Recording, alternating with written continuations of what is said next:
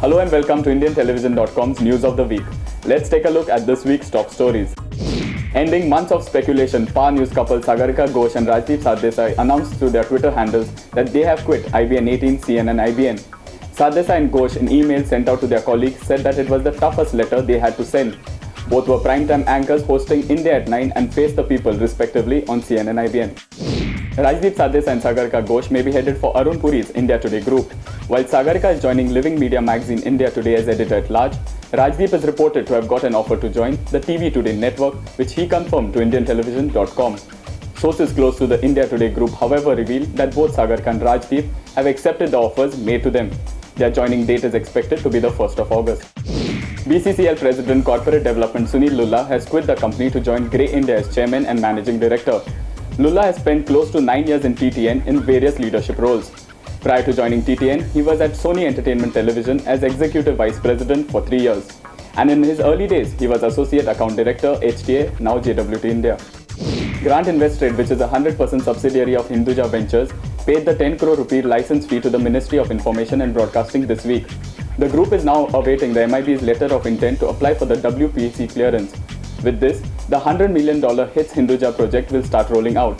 IMCL MD and Group CEO Tony De Silva said that they were eagerly awaiting for the letter of intent by the MIB to proceed with the next step. Let's take a look at the other stories that made headlines. Videocon D2H has added another feather to its cap by becoming the first player to announce its 4K Ultra HD TV service. The TV picture gets more color, more depth, and more detail when viewed on a 4K TV set. With nearly 11 million and growing subscribers, Videocon D2H MD Saurabh Dutt is pretty proud of the company's achievement and said he wanted to be the first company to deliver 4K Ultra HD service to India. City Cable has decided to strengthen its broadband and value-added services offering to its consumers by launching City Broadband service in West Bengal.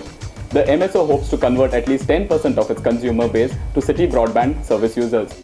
A new face will be representing the 6 direct-to-home operators. Dish TV CEO R.C. Venkatesh has been unanimously elected as the new president of the DTH Operators Association of India for a term of 1 year. The earlier president was Tata Sky MD and CEO Harit Nagpal, who was the president for 3 years.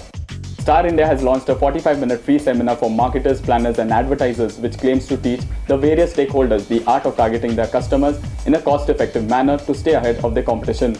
The Star India seminars are likely to give more details for its soon-to-be-launched offering, AdSharp, which marks the network's plunge into geo-targeting. Airtel Communications has received its first batch of HD set-top boxes that will be deployed to digital TV households soon. 1,000 set-top boxes from Skyworth are currently docked out of the 25,000 boxes ordered. Priced at 2,000 to 2,500 rupees per set-top box, the service will be launched within 1 month. TV18 has launched its new regional business channel, CNBC Bazaar. Launched on the 1st of July, CNBC Bazaar is the third business news channel, apart from the existing CNBC TV 18 and CNBC Awaaz with the tagline, Business Ni Matru Bhasha, which means the mother tongue of business. That's all for now. For more updates and insights about the media industry, log on to www.indiantelevision.com. Till then, have a great week ahead. Goodbye.